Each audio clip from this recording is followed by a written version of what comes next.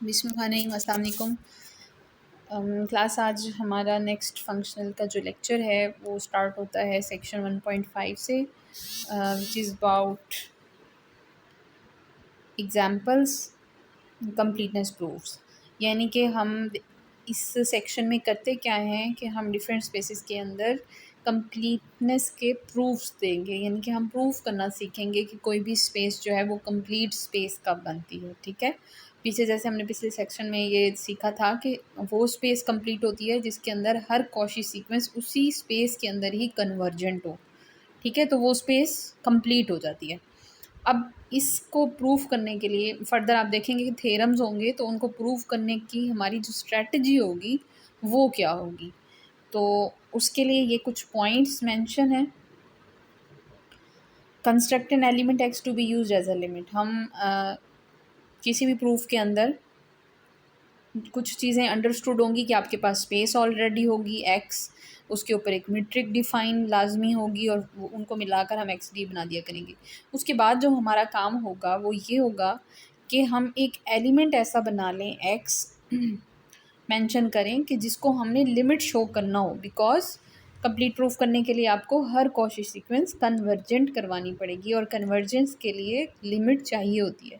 तो लिमिट बनाने के लिए आप सबसे पहले एक पॉइंट एक्स ले लिया करोगे, उसके बाद आपने क्या करना होगा करेगा कि आप प्रूव करोगे कि वो जो एक्स एक एलिमेंट है वो हमारी स्पेस का ही पॉइंट है। ठीक है, कंप्लीटनेस वाली शर्त पूरी करनी है। और थर्ड में हम ये करेंगे कि कोई ना कोई एक सीक्वेंस ऐसी प्रेजेंट कर देंगे कि जो कि उस पॉइंट एक्स को कन्वर्ज कर रही होगी, तो और दूसरे लफ्ज़ों में वो कॉची भी होगी। तो इस तरह से हमारी जो स्ट्रेटजी रहेगी वो ये कंप्लीटनेस के प्रूफ्स को करने के लिए यही होगी कि हम कोई ना कोई कॉची सीक्वेंस लेकर उसको फर्दर कोई आम सीक्वेंस बना दिया करेंगे और वो हमारे किसी पॉइंट एक्स को कन्वर्ट करी होगी और वो पॉइंट पहले ही हम कह चुके होंगे कि हमारी स्पेस का पॉइंट। तो इस तरह से हमारी कंप्लीटनेस के प्रूफ्स हो जाया करेंगे। ठीक है, अब ये स्टार्ट होता है। पहली जो एग्जांपल है हमारे पास, अगर आपसे कंप्लीटनेस स्पेस की एग्जांपल पूछ जाती है कौन सी स्पेस कंप्लीट है, तो आर एन और सी एन जो स्पेसेस हैं वो कंप्लीट स्पेसेस हैं। आर एन स्पेस आपको पता है इसके अंदर एन टुपल्स होते हैं। ठीक है, और इसको हम यूक्लिडियन स्पेस भी कहते हैं। और जो सी एन है इस यूनिटरी स्पेस, ये भी आर एन की तरह की ही होती है। ठीक है, उसको भी हम जो है वो कंप्लीटनेस शो करेंगे। अब आर एन में और सी एन में क्या फ़र्क होता है, कॉम्प्लेक्स और रियल का डिफरेंस। अब पहले हमने करना है कि आर एन कंप्लीट स्पेस है, तो उसके लिए अकॉर्डिंग टू द स्ट्रेटजी सबसे पहले तो हमने स्पेस कंसीडर कर ली आर एन। फिर हमने इसकी मीट्रिक बतानी है कि इसके ऊपर मीट्रिक कौन सी डिफाइन है। So we remember that the metric on R n is defined by d of x y is equal to summation j from 1 to n x i j minus eta j whole square whole power 1/2। ठीक है, अगर आपको याद हो तो जैसे distance formula मैंने आपको बताया था कि टू के लिए टू एलिमेंट्स के लिए होता है, इनकी पेयर के लिए होता है, इस तरह से 3 टुपल के लिए भी होता है, 4 के लिए भी होता है। तो आर एन के लिए जो हम मीट्रिक यूज़ करते रहे वो ये वैल्यू होती है। स्केयर रूट ले लेते हैं हम और कंसेक्टिव टर्म्स का आपस में डिस्टेंस लेकर स्केयर कर देते हैं। वेयर आप जानते हो कि इसमें जो एक्स होगा वो एक पूरी टुपल होगा, एन टुपल सीक्वेंस टाइप। इस तरह से वाई जो है वो भी एक और टुपल होता है। तो ये दोनों बेसिकली सीक्वेंसेज होती हैं। We consider any Cauchy sequence x m in R n. अब फ़र्ज़ करो हमारे पास एक एक्स एम कॉशी सीक्वेंस है, तो वो किस तरह से, वो चूँकि आर एन से आ रही है तो जो उसकी प्रेजेंटेशन होगी वो भी टुपल की फॉर्म में होगी। ठीक है, एन टुपल, तो वो एक्साई 1 m। अब इस m की वजह से हम इसको प्रेजेंट करते हैं एक्साई 1 m, एक्साई 2 m and so on एक्साई n m। इसका मतलब जो इस सीक्वेंस की पहली टर्म होगी वो होगी x1 और उसमें जो एलिमेंट्स होंगे उनकी फॉर्म कैसी होगी, एक्साई 1 ऊपर 1 आप लगा दो, इस तरह से करते करते एक्साई n ऊपर 1 लगा दो। इस तरह से x2 टर्म जो होगी सेकेंड टर्म वो m को आप 2 से रिप्लेस कर दें, थर्ड टर्म जो होगी m को आप 3 से रिप्लेस कर दें। तो ये एक पूरी की पूरी कॉशी सीक्वेंस आपने लेट कर ली।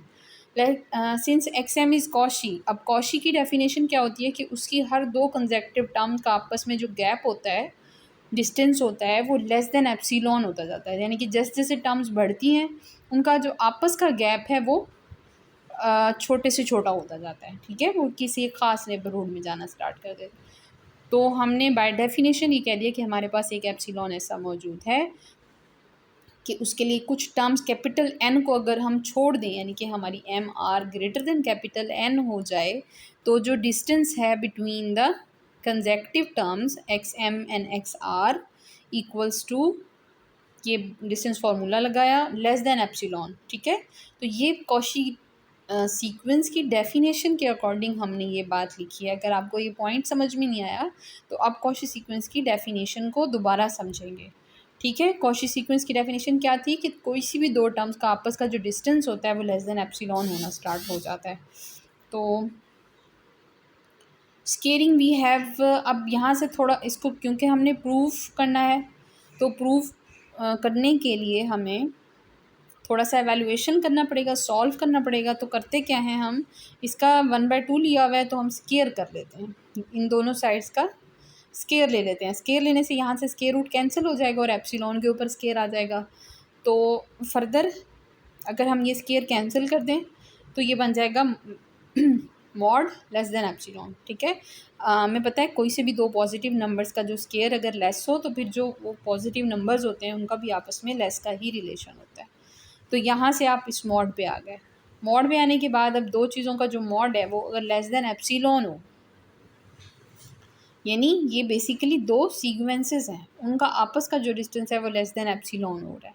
This shows that for each fixed J the sequence is a Cauchy sequence of real numbers. देखें हर कंसेक्टिव टर्म्स आपस में क्लोज हो रही हैं तो फिर ये कॉशी सीक्वेंस हो गई। It converges bye theorem. अब आर के अंदर, अब ये रियल नंबर्स की एक कॉशी सीक्वेंस है, तो हमें पता है कि आर के अंदर हर कॉशी सीक्वेंस कन्वर्जेंट होती है। तो इसका मतलब है कि जो एग्जाई एम है ये भी कन्वर्जेंट होगी, ठीक है। एन भी, ये जो आर लिखी हुई इसी की ही टर्म्स हैं, तो वो भी कन्वर्जेंट होगी। ये किसी नंबर एक्साई जे को कन्वर्ज कर रही होगी।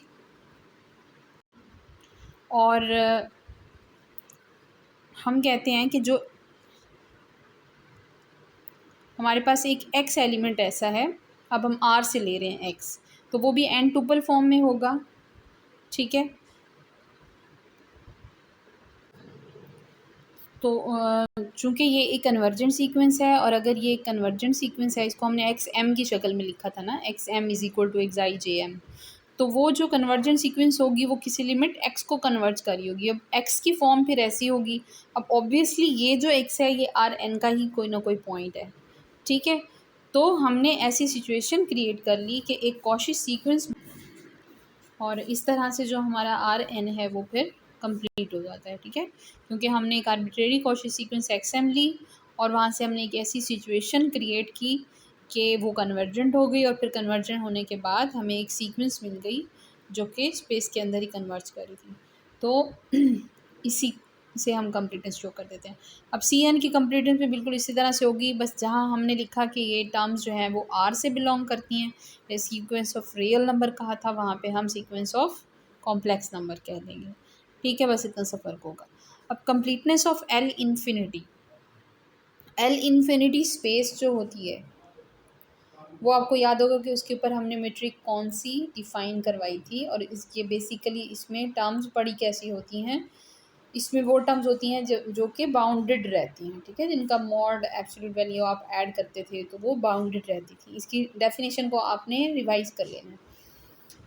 तो अब इसको कंप्लीट शो करवाना है तो कैसे शो करवाएंगे, वो ही हम अपनी स्ट्रैटेजी अपनाएंगे कि उसमें एक सीक्वेंस लेट करेंगे और फिर उसको कन्वर्जेंट करवा देंगे।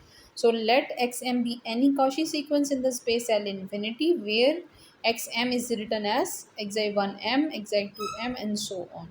Since the metric on L infinity is given by the distance between x and y is equal to the supremum distance between the consecutive terms, ठीक है।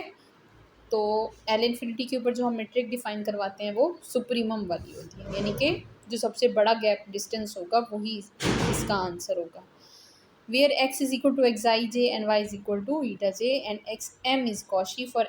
अच्छा, अब अगर आपके पास एक्स एम कॉशी है तो जैसे पिछले थ्योरम में हमने किया, बाय डेफिनेशन हमारे पास एक एप्सिलॉन ऐसा होगा कि देयर इज़ एन, यानी कि कुछ टर्म्स कैपिटल एन ऐसी होंगी कि अगर हम उनको क्रॉस कर जाएं for all m n greater than capital n, ये क्रॉसिंग की बात हो रही है, ठीक है। उस कैपिटल एन को छोड़ के जो बाहर ऊपर की टर्म्स होती हैं उनका आपस का जो डिस्टेंस होता है, और डिस्टेंस फार्मूला लगा दिया, वो लेस देन एप्सिलॉन होगा, ठीक है। ये लेस देन एप्सिलॉन की शर्त हमें कॉशी की वजह से है कि हर कंसेक्टिव टर्म्स का आपस का जो डिस्टेंस है वो लेस देन एप्सिलॉन हो जाएगा। फॉर एवरी फिक्स जे, अब अगर supremum distance less than epsilon यानी कि सबसे बड़ी वैल्यू लेस देन एप्सिलॉन है, तो फिर बाकी वैल्यूज़ तो खुद ही लेस देन एप्सिलॉन होंगी, ठीक है। ये एक जनरल बात है कि अगर कोई सबसे बड़ी चीज़ किसी नंबर से छोटी आ रही है, तो फिर जो उस बड़े वाले से छोटी वैल्यूज़ होंगी वो तो लाजमी उस नंबर से छोटी होंगी। सो अगर हम सुप्रीमम हटा देते हैं तो हर जे के लिए ये चीज़ ट्रू रहती है। Hence for every fix J the sequence is a Cauchy sequence. अब देखें, ये चीज़ इस बात को गारंटी करिए कि एक्साई जे एक सीक्वेंस है। अब ये एक हम एल इन्फिनिटी से निकल कर एक सिंपल सी सीक्वेंस पे चले गए हैं। अब ये सीक्वेंस ऐसी है जो कि कॉशी है बिकॉज एम और एन रिप्रेजेंट कर रहे हैं कि ये कंसेक्टिव टर्म्स है जिनका आपस का गैप लेस देन एप्सिलॉन हो रहा है। तो इसका मतलब जो ओरिजिनल सीक्वेंस है 1 to so on is a Cauchy sequence, वो कॉशी है ऑफ नंबर्स। अब इसमें हमने नंबर्स कहना है, रियल नंबर्स नहीं कहना, because it can be anything. L infinity में ये कॉम्प्लेक्स भी हो सकती हैं और रियल भी हो सकती हैं। It converges bye theorem. अब देखें, पीछे हमने ये बताया था कि जो एल इन्फिनिटी होती है उसमें जो कन्वर्जेंसी जो भी कॉशी सीक्वेंस होती हैं वो कन्वर्जेंट होती हैं, ठीक है। तो इस वजह से हम यहाँ पे कह सकते हैं कि xi j m converges to xi, यानी कि ये किसी न किसी नंबर को कन्वर्ज करती होगी। यहाँ पे कॉशी नहीं, बाउंडेड सीक्वेंसेस जो होती हैं वो कन्वर्जेंट होती हैं। अच्छा, फिर एक्साई जे एम एक्साई जे को कन्वर्ज कर रही होगी for m grade approaches to infinity. तो इन लॉजिक्स की मदद से हम ये कह सकते हैं कि हमारे पास एक x ऐसा है, अगर ये कन्वर्ज करिए तो किसी x को कन्वर्ज करिए विच इज़ एक्साई 1 एक्साई 2 सो ऑन, और हम ये शो करते हैं कि ये जो x है ये एल इन्फिनिटी का ही पॉइंट है, क्योंकि हमें कंप्लीटनेस शो करनी है, ठीक है। पॉइंट हमारी स्पेस के अंदर आएगा लिमिट वाला तो कंप्लीटनेस शो होगी, अदरवाइज नहीं। अब ये देखें कि हमें x को एल इन्फिनिटी को बिलोंग करवाने के लिए इसको एल इन्फिनिटी वाली प्रॉपर्टीज़ ही सेटिस्फाई करवाना पड़ेंगी, ठीक है। और एल इन्फिनिटी की प्रॉपर्टी ये थी कि उसकी जो टर्म्स होती हैं वो बाउंडेड रहती हैं, जो उनका मॉड लेकर आप ऐड कर लें, या उसकी जो अलग अलग टर्म्स होती हैं वो बाउंडेड रहती हैं। बाउंडेड मतलब कि किसी एक रियल नंबर से कम होती है उनकी एब्सोल्यूट वैल्यू। तो इसका मतलब है अगर आप एक्स की टर्म्स को किसी नंबर से लेस करवा लेते हो तो फिर ये एल इन्फिनिटी का पॉइंट हो जाएगा, ठीक है। अब चूँकि हमें पता है कि जो एक्स एम है वो तो हमने एल इन्फिनिटी से ही ली थी, तो इसके पास तो वो प्रॉपर्टी होगी बाउंडेड वाली।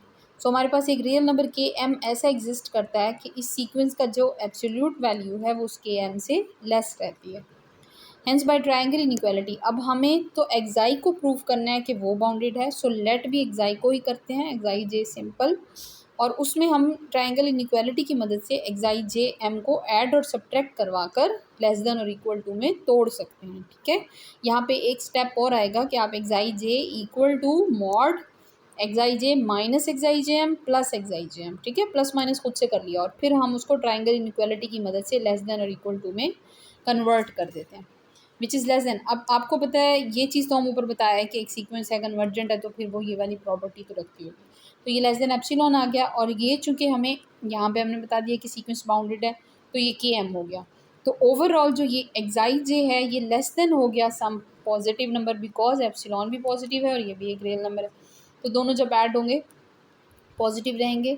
तो इसका मतलब ये जो एक्साई जे है ये एक बाउंडेड है, और अगर ये बाउंडेड है तो फिर ये एल इन्फिनिटी से बिलोंग करता है। तो हमारी जो कॉशी सीक्वेंस की लिमिट है वो भी स्पेस को ही बिलोंग कर गई है। तो इसका मतलब कि जो हमारी स्पेस एल इन्फिनिटी है वो कंप्लीट स्पेस है, क्योंकि उसके अंदर हमने एक आर्बिट्रेरी कॉशी सीक्वेंस ली और वो किसी पॉइंट एक्स को कन्वर्ट कर रही थी, तो वो पॉइंट भी उसी के अंदर ही आ गया। सो यहाँ पे थ्योरम आपका कंप्लीट हो जाता है।